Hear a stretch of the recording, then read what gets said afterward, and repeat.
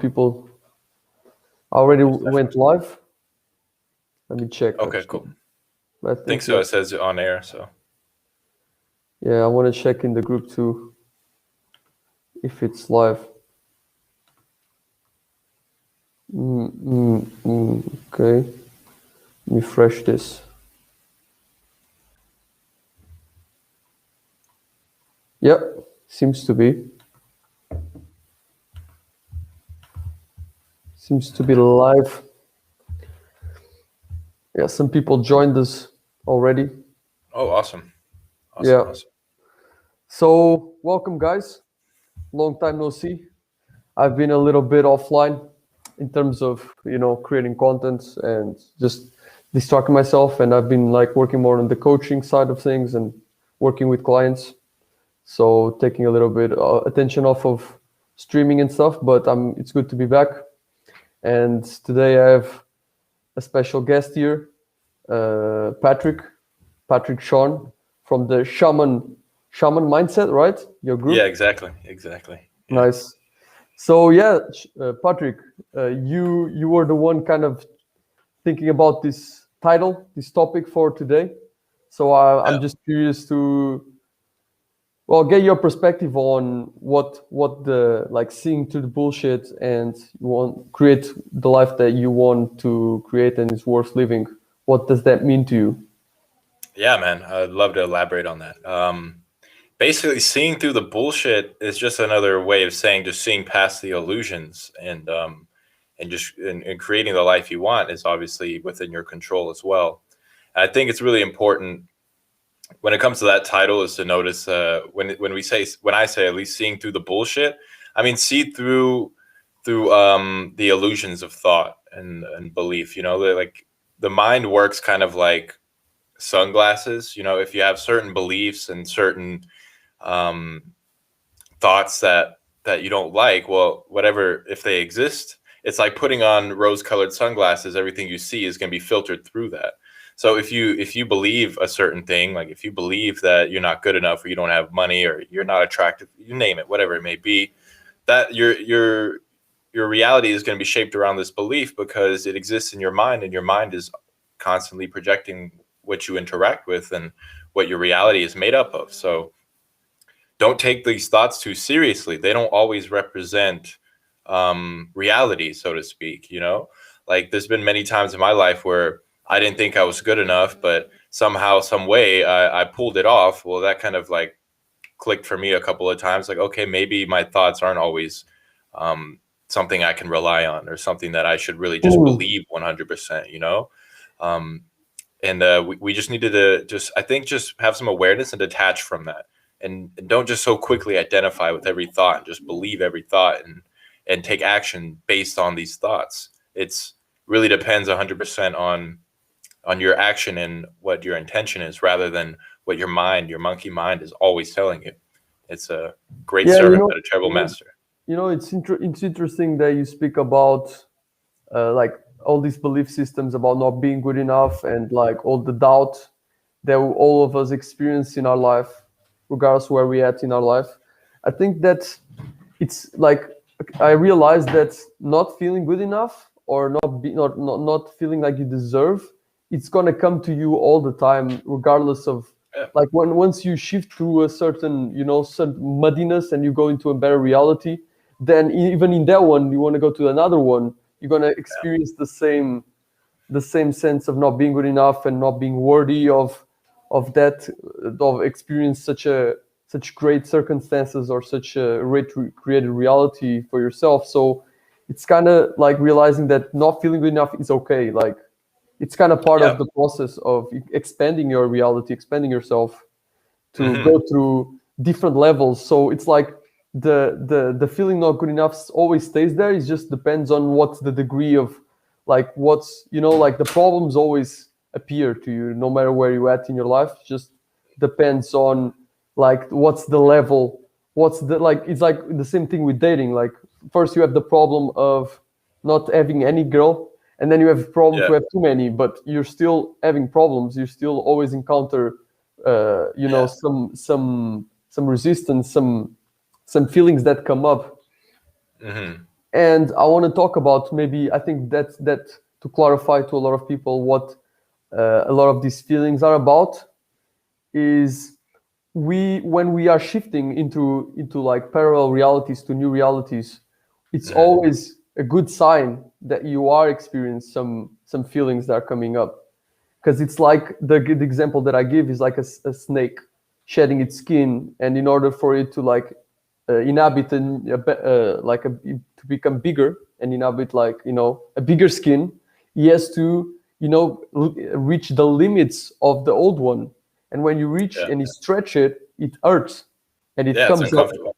and it's uncomfortable, and it comes up in the form, in this case, all those beliefs that served you in the previous reality, all the limitations that you impose on yourself that were kind of served you, they were beneficial to hold you in the reality that you were before. So they weren't Hmm. bad per se, they were good, because they Yeah. helped you in that reality. But now that you're expanding who you are, that then no longer serves you. And so it Hmm. needs to come up so that you can acknowledge that you've been believing that. And in order for you to shift into a better reality, then you have to acknowledge it and let go of whatever no longer serves you. And so that's kind of the process that entails to expand who you are, you Yeah, know? 100%. You got to shed the skin, like you said. And I think it's also important. I like what you said, is that they're helping you, these thoughts, these beliefs, whatever, that may be uncomfortable at times, especially when you're shifting to a new paradigm. But I think that's really a big point too, is that you not to treat these thoughts like they're the enemy, or that they're, they need to be like conquered and get rid of. I think we need to realize is these thoughts are always trying to help you. They're not always doing the best job, I don't think. But when we just bring some awareness and understanding to it, we realize that these thoughts come from a place that typically wants the same thing that we want. It's just not going about it the way that is probably the most ideal all the time. For example, when I first started doing calls like this, I was very excited, but I was also really nervous, and I had a lot of resistance about jumping on calls. Fear of failure, fear of saying something stupid, or just like this fear of just everything going wrong for some reason. And after I gave some awareness to it, I really just started asking questions about why is this fear even there, and it came down to the fact that this fear wanted me to be successful as well, but it's afraid that I'm going to get on this call and fuck that all up. And so it really just wants me to be successful just as much as I do, but it believes that it's protecting me by telling me don't do these calls because you might embarrass yourself. But in the reality, it's just trying to help me. We just need to understand that these thoughts are sometimes living in a very limited perspective, and we just have to Hmm. be thankful for them and just say appreciate the help, but I got this. Yeah, I think the good thing that you said is like it excited you, but at the same time you were afraid, right? Yeah. So we Hmm. believe somehow that even when you follow your excitement, what you're passionate about, that everything is going to be smooth after that. Like you follow your passion and now things going to get like easy and Yeah. smooth. But the way that I see it is like, no, you follow your passion because it's going to still be very hard. But because you're passionate about it, you're excited about it, you're gonna And go that's the through those. drive, right? Yeah, you're gonna go through those emotional roller coasters, and you're more likely to, to face it and to go through that when you're passionate about something. Because if you're not, then you're gonna see all the emotional, the emotional work that you have to do, the emotional, you know I don't say the right word, but like the emotional, like you have to emotional labor you're gonna have to Yeah. do. Yeah, that works. And you're always going to have to do, if you want to expand who you are and have a better life than you currently have in different better circumstances, you always have to do the emotional labor, because it's Hmm. always going to require you to stretch yourself, to stretch your comfort zone, to stretch who you are. So you always Yeah. have to going to face those emotions. But if you follow your excitement, then that allows you to, to face that with a better odds, of actually pushing through it and, experiencing it and letting go of it, and access a better experience of life, a better Yeah. reality. Yeah, it's just growing pains, really, like you said. You're stepping into something new. The old you, like lack of a better term, it has to die. Like you were becoming a new person. That old new you is going to fall away. Some of those beliefs that you had that were supporting you don't support you in this new paradigm that you're in. So we just have to adapt. And And like you said, man, if you're not passionate about it, it's going to be very difficult because regardless of what direction you're going, you're going to have these challenges, this emotional labor, as you say. And if you don't have a passion behind that, it's going to be really hard to motivate yourself to go through some of the big struggles and the pain of starting a business, whatever it may be, whatever, talking to girls, it could be anything. But if there's not a real drive behind it, it's gonna be really difficult. I've learned that on my own too. There's many different businesses I had tried out, and I was doing it only for the money. I had no passion in it, and so when those real big challenges came up, I found it really hard to get motivated and actually push through the pain because my heart wasn't truly in it. And so I think that's a really big pointer for building a life you want as well, is find something where you're willing to suffer for it. Like you're willing. Maybe I don't like the word suffer, but that's what it is at some point. Like sometimes you have to really go through the ups and downs, and you have to want it so much that you're willing to sacrifice. You're willing to go through the ups and downs, the bad times, the good times. It's So just how it is. like a good question for the people that are listening, like what it does makes you like, what would you do? Like what kind of activity or actions would you do if there was no one else here and were just you? And what would you follow?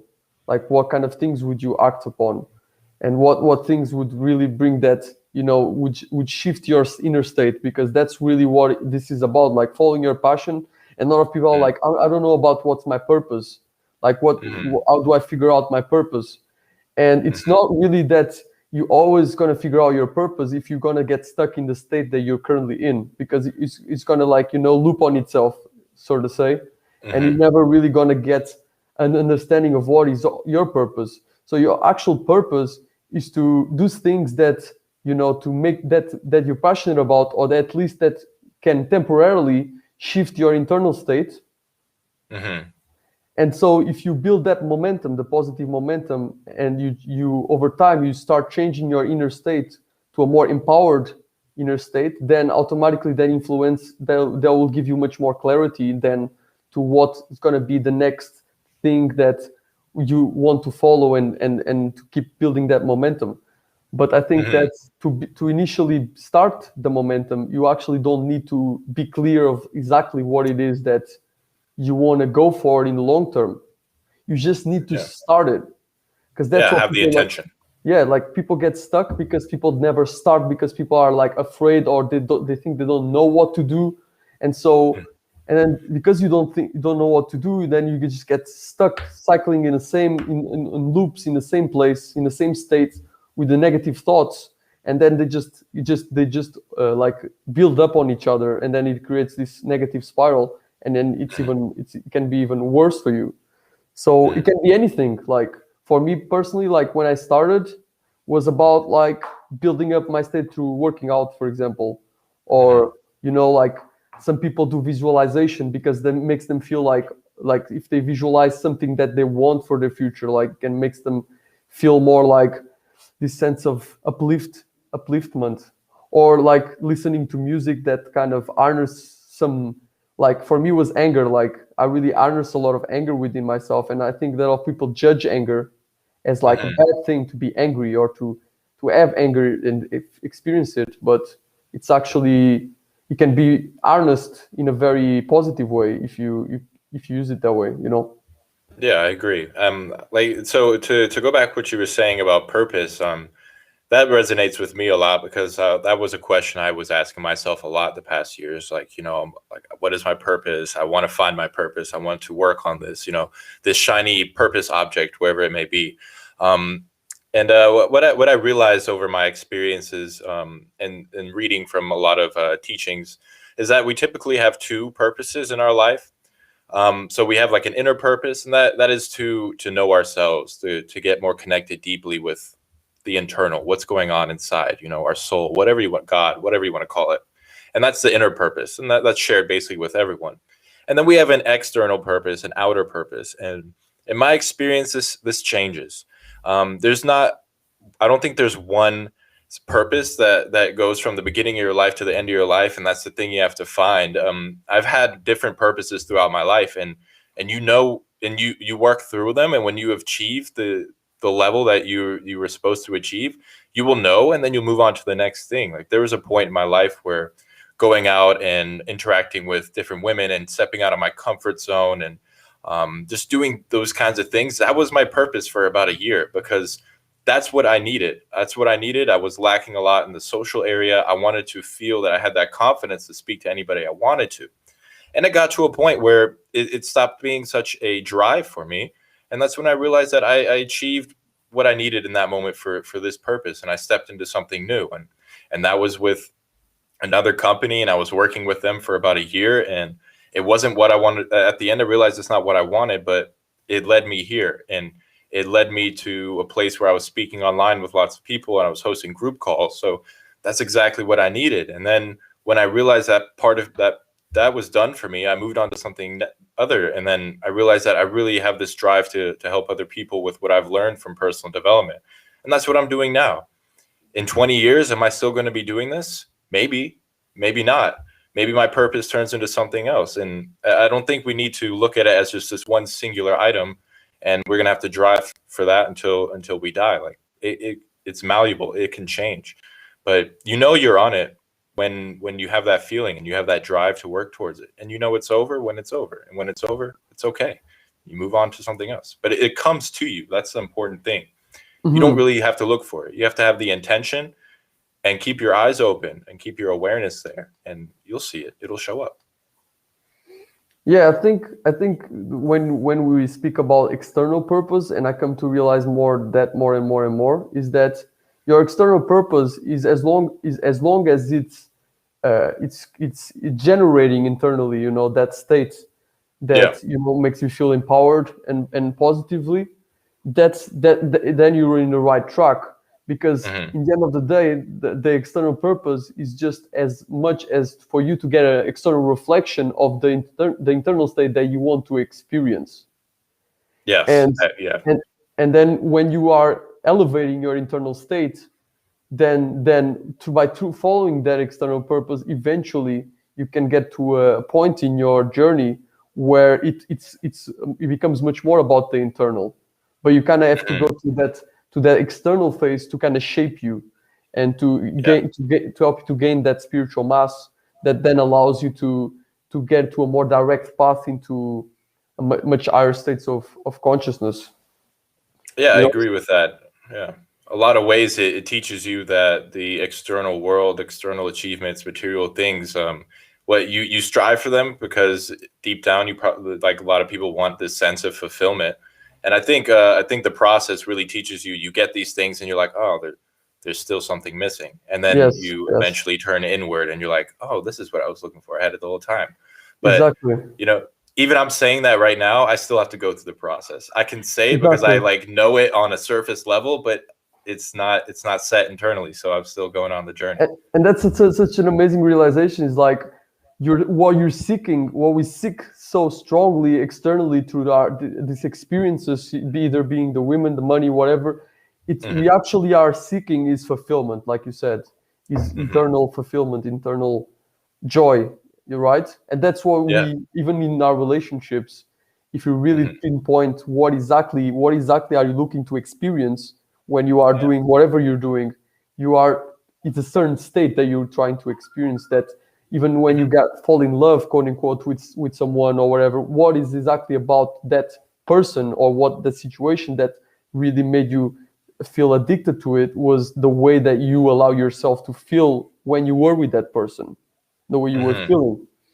And so like tuning into that, because a lot of times we don't even ask ourselves, like, we are all this doing, and we never ask, like, but what exactly I'm looking for?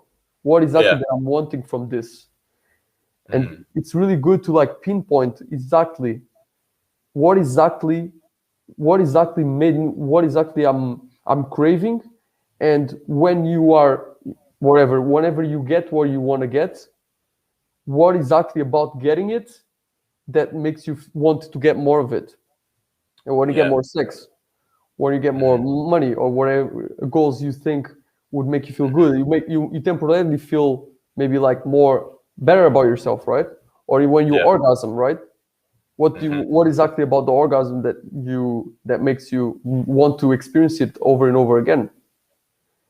Isn't like how you feel, how you like just makes you feel this burst of energy in your body, because you never really experience Yeah. anything outside of your body, of yourself. You never Yeah. really experience that, right? No, 100%. I like to say that too, is like when, like, when you hug your mom, or you're with your girlfriend, you feel that sense of love. Like, I used to think that this was coming from this other person. Like, I'm hugging my mom, so I'm getting like love emotions from her or something. But you realize after a while that was all generated by you. This other person was only acting as a doorway into what you already had. And that really shifted my perspective on relationships, even because you start to realize that relationships are only teaching me how to access the love I already have. It's only acting as a little portal for what's already in there. It's nobody externally is gifting me this. The love is not coming out of the sky into my heart, making me feel good. So when you make that realization, you kind of realize, like, I, I obviously have everything I need for those states that I'm striving after, whether it be money, like you said, or women, whatever. Like you said, it all comes from internal. So, and that's the journey we're on, really. I think it's just to mark those off the list and be like, okay, well, I got this, felt good for a minute, but there's still something more. And then at a certain point, I think you just say, well, fuck it. Like I give up. Like, let me just look inwards real quick and see what else is there. Yeah, I feel like it really depends. A lot of us are really insistent, like that we're still seeking ourselves in the forms that of the world, other people, other things, Hmm. and a lot of us take like much longer to kind of realize that it's just like you get there, and it's never enough, right? And you're always Yeah. after the next thing, the next thing. I actually, for me personally, was kind of like really like one of two times I was like, oh fuck, I feel shitty. This is not it. But for other Hmm. people, are like they need to go through it more and more and more and more until they like exhausted, and they're like Yeah. fucking get burned out and like this shit is not working, you know. Hmm. But what do you feel like you're currently in your journey? How would you say, where do you say you're at on that? Mm. Up to this point. So yeah, I've been spending a lot of time just working through lots of really heavy energies, things that I've suppressed over the years. And so as I drop those, it gives me a bigger sense of freedom. But I can still feel that internal search for fulfillment. Definitely, like, it's definitely there. There's definitely, like, when I think about kind of the goals I have, the things I want, the places I want to live, there's still this feeling of like, I want this. I really want this, like, really bad. And the good thing is there's an awareness of it. I'm not completely unconscious of it. I can see it, and I know it's not going to satisfy me forever. Like, for example, about a year ago, the only thing I wanted in the world was a job that I could work from anywhere so I could travel. And recently I got that maybe about 3 or 4 months ago, and it didn't even faze me. I was just like, oh, awesome. And I completely forgot that 6 months ago, I convinced myself that this was all I needed to be happy. And I got that, and it was like, I was happy. It was cool. But it didn't give me any sense of like completeness or fulfillment. It improved my life a bit, but you look back on these kinds of things and you're like, I got a lot of the things that I really wanted, and I'm still trucking forward, trying to like fill a hole somewhere. So it's an endless journey, I think. And I think it's a mistake to label it as something bad, because like we just need to just go on this journey and enjoy it. It's the ride of life. I think every spiritual teacher or guru has probably had this journey in some shape or form. Yeah, so what do you feel? Yeah, like maybe this is not might be relevant for a lot of people. Well, I think might be very relevant actually. Like Okay. what do you think is that you still believe there is something like a better thing out there in the future, or like a better experience or something that will make you feel that way? Probably money. Hmm.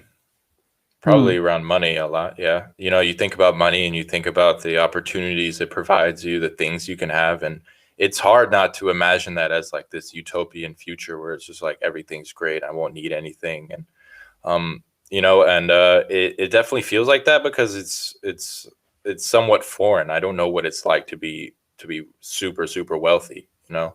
And so when you look at that, you feel like it's going to fulfill you in some kind of way internally, and so you strive after it just because you know it's going to feel good. But I think most people who are already at that point will tell you that life goes on, and um, you know, it's obviously nice to have material things, and there's nothing wrong with wanting those kinds of things to enjoy your life a bit more. But we need to ultimately realize that you're going to die, and all of your shit is going to deteriorate over time. It's not Mm. permanent, you know. Yeah, I think that a lot of us are driven by luck and the sense of, not being enough, Yeah. and me included. We're driven Mm. like by yeah, by that, trying to fill our all. And yeah, we do need to experience, we need to go and experience and uh see that it doesn't work, to really sense that, okay, there's something more. Mm. But I think that there is nothing stopping us right now to come from a more healthy place, and I think that's what really, I think a good life, a life worth living is, instead of placing your well-being, your fulfillment in the future, is instead of starting by where you're going, is by starting Mm. where you're coming from, Mm. and focusing on where you're coming from, what place are you coming from right now, and then zoning in on that, and then taking action from that place. And so then you build whatever you can still act on the world and achieve things, and you get the money and get girls and all that, but you're not Mm. waiting for those things to fulfill you. Yeah. Yeah, I agree. Like we live in the present moment, so you don't want to live in the future because the future is just a concept. Really, it doesn't actually exist. Every time you do something, you do it in the now, and the now changes because it's always constantly changing, and that's what we call the future. So if you do something screwed up now to have a better future, if you make a sacrifice to your health so you can have a better future, you're only messing up the current moment, and it's only going to create more issues for you, I think. Sorry, I hope I didn't interrupt you. No, no, no worries. But I think that's based on, I mean, a lot. There's a big spectrum of people, right? Like people in different Hmm. stages of their journey, and sometimes it's hard to kind of like, talk about something that fits everyone. And Yeah. that's sometimes my own struggle, is that when you start understanding like that people are in different stages. But yeah, I think to see through your own bullshit, coming back to the topic, is Hmm. that you can never see it from the same place that you created it. Hmm. You can never see the bullshit from the same point of view that wherever it was created. Hmm. So when I speak about, changing your state and to a more uplifted state, is that it's like you get a sense of heightened awareness, and then you kind of look down on your bullshit. Like, Yeah. so you were in the place, you were in the same level at the bush, and then you go a little bit up, and then you look down, and then you're more clear of like why you were depressed, or why you were feeling bad, and what was it about, and then you can heal that from that place, Hmm. right? And Yeah. and I think, Yeah. Yeah. mhm. You can't heal it from that. So yeah, you can't heal it from the same place, and um, that makes a lot of sense to me. And I think it's also important to realize that your circumstances, the things around you, don't use them as a judgment for how close you are, or how far, like, or how much work you need to do. Because, like you said, you need to remove yourself from that. And I think our circumstances that we have around us, the state we're in, the things around us, the place we live, those are all things that we've manifested at some point in our life previously. So they don't count for what you're working on right now. What counts for what you're working on right now is what energy you're putting out, what intention you're putting out now. You know, like when I started this business, I had a lot of limiting beliefs, and a lot of those manifested as circumstances around me based on the way I felt or the way people reacted. But you just have to ignore that shit because that was things that I was manifesting before. Right now, I'm focusing on on what I want. And so you need to put that energy out. And then as time goes on, you'll see that manifest. And then the cycle repeats. Yes, I think that's the key is that whatever circumstances you have now, whatever people you attract to your life, they're just a reflection of your state. And Yep. it's like it's a feedback loop. But then the mistake that a lot of people do is that when they want to change it, they want to shift their state and they want to gain the momentum towards their excitement and build it up and then start going towards a better life, then they become too expecting or too attached or create too much expectations of when and how things should manifest or should reflect back to your new state. And then and because of that, you're just basically saying no of having the faith that that's actually the case, that the reflection will eventually appear in your life. And I think that's really the key to navigate and to change your state and understand how the universe works, is understanding that you only can get that reflection as long as you have the faith that whatever action towards your excitement, whatever actions you're right now taking and building up momentum towards, they will eventually be reflected and show in your circumstances what you prefer, what you wanted to. Maybe not in the ways at the speed that maybe you would like to or expect, but there will eventually. And that's, I think that's the tricky part, right? It's like, because your mind is hardwired to figure out and know exactly when and where and everything mapped out. Yeah, look for certainty in that sense. But this process is actually not certain at all. It's actually like you have to have a certain degree of just pure faith that that's the right thing to do and that's going to get you where you want to go before the things start actually appearing and manifesting. And so and I think that's really important to share, because the attachment part that people have towards receiving is actually in a way like kind of like a gatekeeper, is like before you shift into a more empowering reality or a better reality where you have better results with women or money, there is always like kind of the gateway keepers, the guards. And it manifests in the form of doubt, attachment to the outcome. All these manifestations are just like kind of like life is asking you, are you sure? Do you want to enter this new space? Because it does require like a shift in the way that you've been living and your level of responsibility towards life and the level of victimization that you once were in, and now you have to step up in terms of taking more responsibility. And the more you go up, the more responsibility you have to take in, the more you have to become more responsible. Which in the end, we think that being more responsible is like scary. But you can only free yourself when you are fully responsible. Because if you're always putting the responsibility externally, then you're never in control of your life, right? Because all those things are controlling you, or you're perceiving other things to control you, so you have no control over those things that are controlling you. So you're just hopelessly at the mercy of them, right? Yeah, so just stuck in a loop. Yep. Yeah, I always say it's really important when you're trying to create something, manifest something, whatever, is to shift your energy from wanting to having. And there's a real big difference between wanting authentically and wanting out of lack, like you can want something in the way that you have a desire for it and you want to bring this about. And then there's this want that is like really tied up with lack. And like when you think about it, it's just like this like desperation, and it gives you this feeling. And I always use my body as a kind of directional signal for that. If I'm trying to work on something and I think about the thing I want, I just ask myself or look into my body and see if there's any tension, is there any resistance coming up when I think about this thing? Am I putting out the energy of wanting it? Because you can't have something and want it at the same time, is what I've learned. Because when you're saying I want it, you're just putting out that I don't have it yet.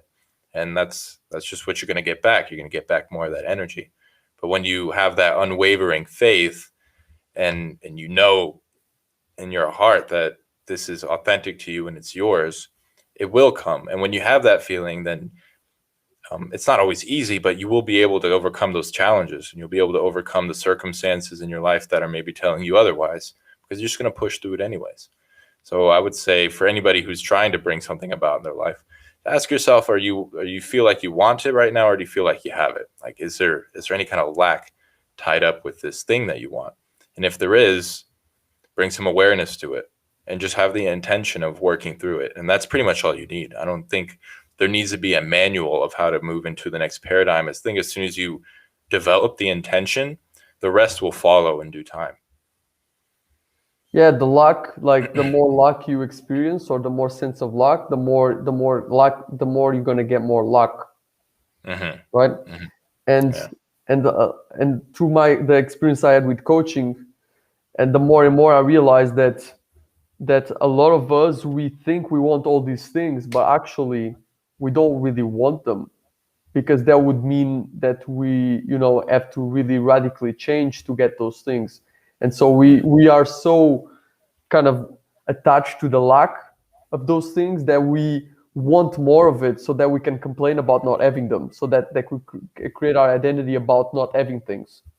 And then Mm. I see all the time, like when like a client is about to succeed, or is getting a good response, and he's like, oh, I wasn't expecting that, and then he just freezes, or just like sabotages it. But actually it's not sabotage. Like, people are like, no, but actually you like, a lot of guys would be like, yeah, you want to have this hot model in your house and you want to fuck her. Like, if they actually had it, their dick wouldn't work, straight Yeah. up, because they wouldn't accept that that was possible for them. Yeah. They'll be like, they would literally reject it. They would be like, no. They would like running away. They would run away. And I but know that. on paper, they would be like, yes, of course I want that. Of course, yeah. Of course I do. Of course, Yeah. I masturbate to the Playboy magazine, but like, but the truth is, like, you actually don't. You right now, where you at in your reality, you're not feeling ready to get to that, to get like, getting all these women, because it's a process. It's like, you gotta get like shift slowly, and like expand your boundaries of your comfort zone slowly. It's not like you can just jump ahead, and people want to jump ahead, but then they're not ready for the jump, and that gonna hurt them much more than if they take the small steps and build it up over time. And that's what success really is like small steps every day that are done consistently, then that creates those results that you want. Like, I think a good example is, like, imagine like a guy that was like, just starting in the karting, like the racing, right? A guy was Yeah. starting in the karting or something, and the next day they were like, okay, let's sign a contract to drive a Formula One. Mm-hmm. The guy would be like, fuck yeah. And then he goes into the Formula One and his neck breaks, Yeah. because he can't handle, his body cannot handle those G forces. He's not being progressively, usually a guy starts in the karting, and then he ranks up over the different categories until he gets to some of them, get to Yeah. the top ones. So in the same way, Yeah, or like the UFC, if you just threw me in with the pros, I'll just get my ass whooped. exactly. So anything is just, it's really a process. It's a build up, and there's no like quick fixes. There's no tricks.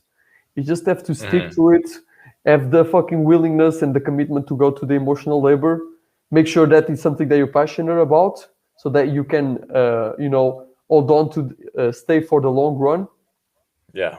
Because I think that's the biggest thing, is like, most people cannot sustain a long run, like the long run. Like, they can do it for some months or weeks, some months, maybe years, but they don't stay in too long enough to start really seeing big differences in their life. Yeah, and the sacrifices, they get more intense and bigger, and then you start wondering if the sacrifices are worth it for something that maybe you're not even truly don't want, or you're not really truly passionate about. So maybe you need to ask yourself, why am I even doing this?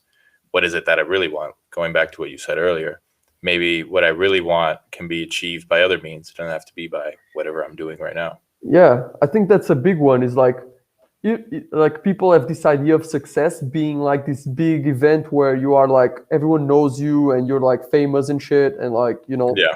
but that doesn't mean that everyone's like success means like that. Someone's success might be painting some fucking Hmm. walls and they love that and that really changes them and excites them.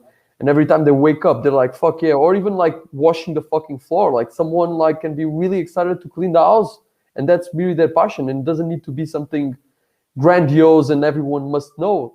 And then Yeah. we all get into this trap of like social media and validation and we all want to Hmm. be like seen. We want to be like everyone approve of us and everyone likes us, and that's kind of like our utopia of like being famous Yeah. and everyone likes us.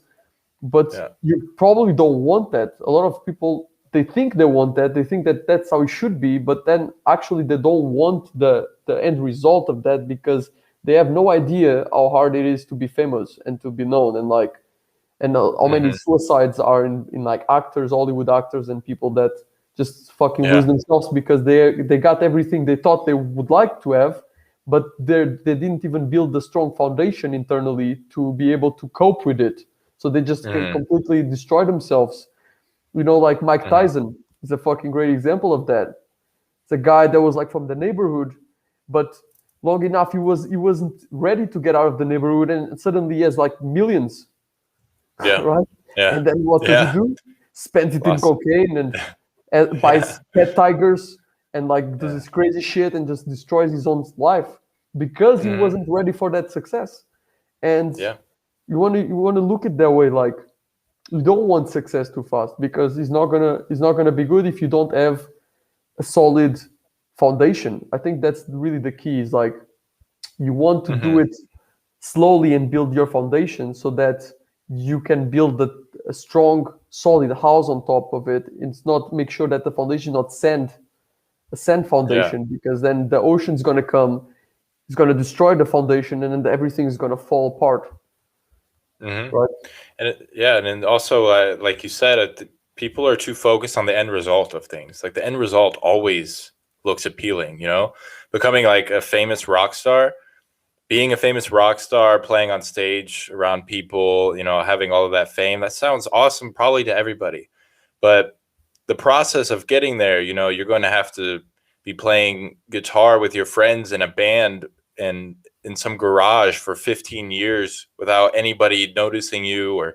there's obviously some cases where people get instant success, but that's what it comes down to. That's why you got to freaking love the shit that you're doing, because you're not going to be able to suck it all up for forever, and just deal with whatever comes, and and just keep doing that and waiting for that end result, because the end result requires sacrifice, and this has to be a sacrifice that you are willing to make and you want to make because you love whatever it is you're doing enough to say, I'm willing to go through this. Yeah, and I think that really lines up on that, like the people only usually when they see like a rock star or a famous person, they only see the end result. They only see like Hmm. this person, but they didn't see what this person had to go through, like Yeah. the previous 20 years of getting to that point. And Hmm. a lot of I think because this is kind of lines up with the question I asked, like what would you do if there was nobody watching and you already had all the money in the world? Mm. What would you do if none of those variables were into play? What would you like feel like pull towards, Yeah. right? That's a Because really good question.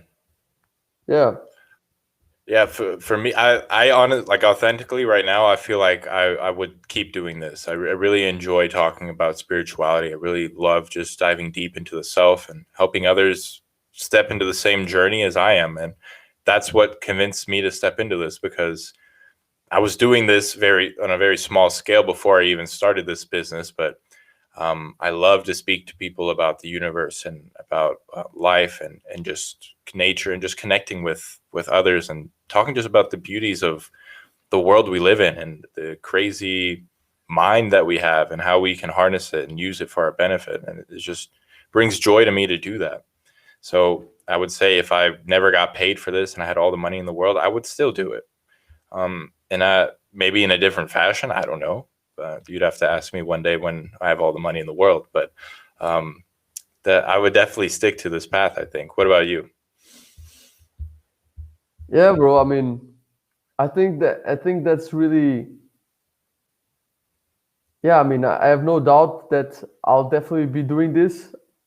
I've done this. I've done like, I've done seminars in Lisbon, seminar Hmm. rooms I filled with 30 guys or 40 guys, and for completely for free, completely, Hmm. like I did that like 15 times for free, and I just created those things, and that was what really, like, I felt more like myself when I was doing it. Hmm.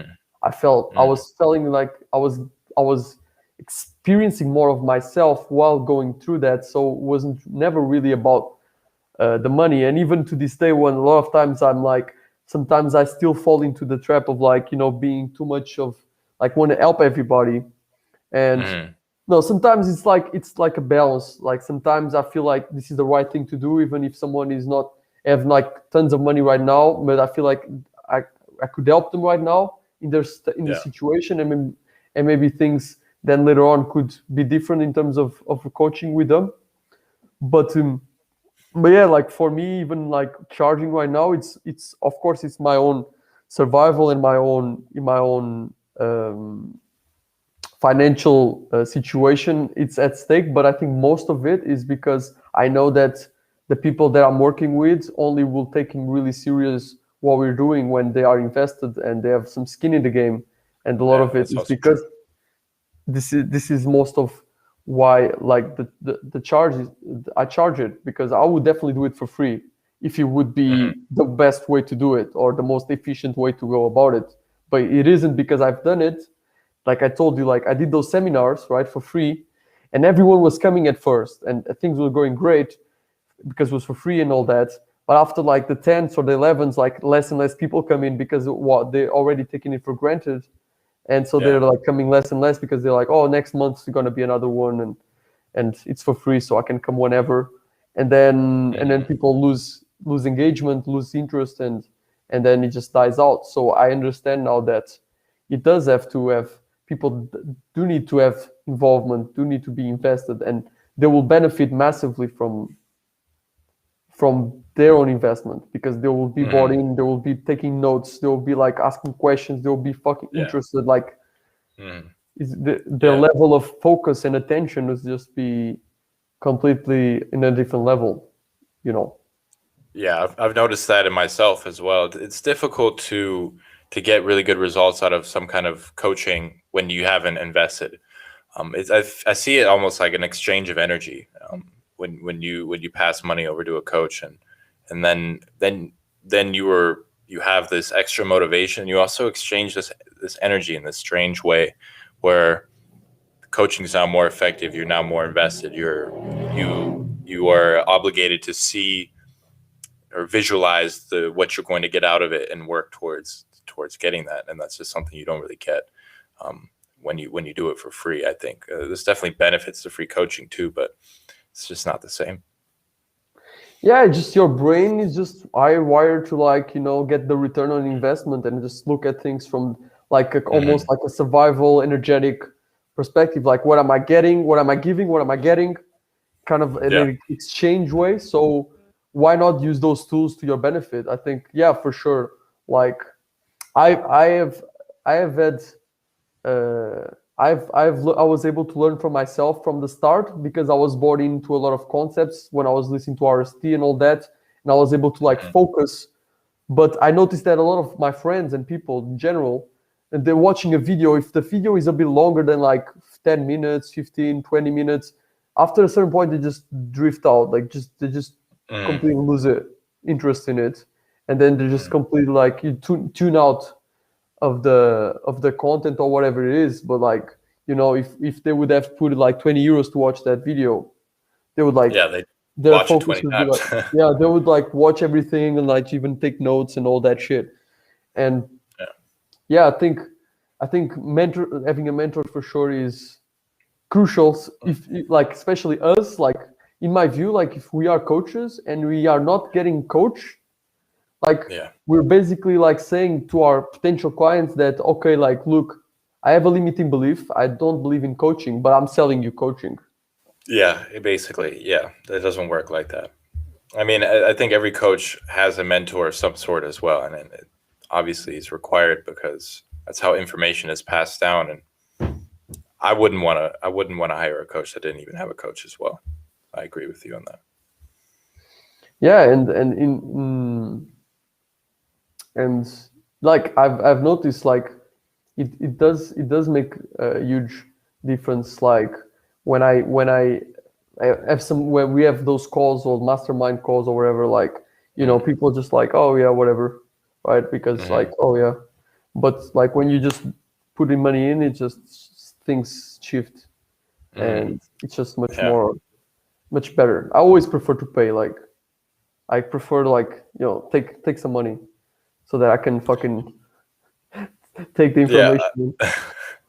that's actually a good idea. I think I'll drop a €5 or €10 or something on the next mastermind, just to see the difference and how much I soak up.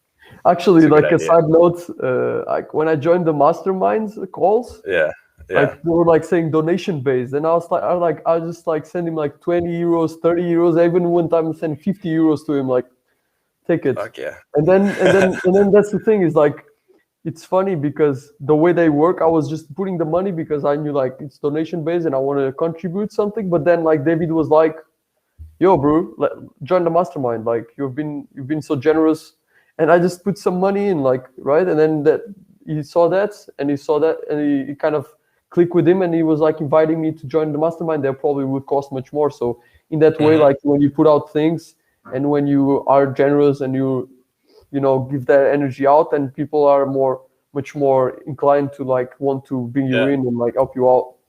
So Give and you shall receive. It's written in the with Bible, man. It's absolutely true too. the Bible, have you read the Bible? That's I used to read it a lot when I was younger. I was raised Christian, and it made absolutely no sense when I was reading it back then. But now when I look back into it, I notice there's a lot of wisdom in there. You just have to.